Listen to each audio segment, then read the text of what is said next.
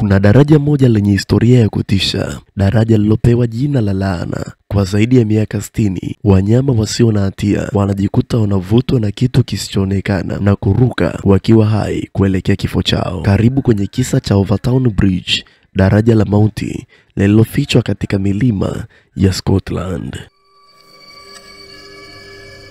Daraja hili lilijengwa karne moja iliyopita karibu na mji wa Dumbarton. Wenyeji waliliona kama sehemu ya uzuri, daraja dogo la mawe linalounganisha njia. Lakini muda si muda, jina lake likaandikwa katika vitabu vya giza kwa sababu wanyama, hasa mbwa, walianza kuruka kutoka juu ya daraja kana kwamba walivutwa na kitu kisichoonekana. Takwimu ni za kutisha. Zaidi ya mbwa 600 wameruka. Wengi hawakuweza kusurvive baada ya kujirusha kwenye daraja hilo, na wengine waliopona waliporudi juu ya daraja walijikuta wanavutwa na kuruka tena kana kwamba kuna nguvu fulani inawaita mara kwa mara. Wenyeji wanasema ardhi hii imelaaniwa. Wengine wanaamini daraja linakaliwa na mizimu ya waliokufa karne zilizopita. Hadithi za kiroho zinasema ukifika pale unahisi mwito, sauti zisizo na chanzo na upepo unaokuvuta moja kwa moja kwenye ukingo wa daraja ili ujirushe. Lakini wanasayansi nao wamejaribu kueleza siri hii. Harufu kali kutoka kwenye vichuguu huenda ndio huwavuta mbwa, kusababisha mbwa wengi kujirusha kwenye eneo hilo.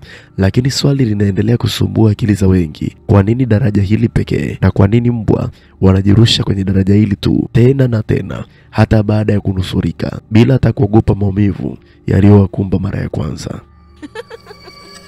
Sio wanyama tu, kuna visa vya wanadamu waliojaribu kujirusha eneo hilo.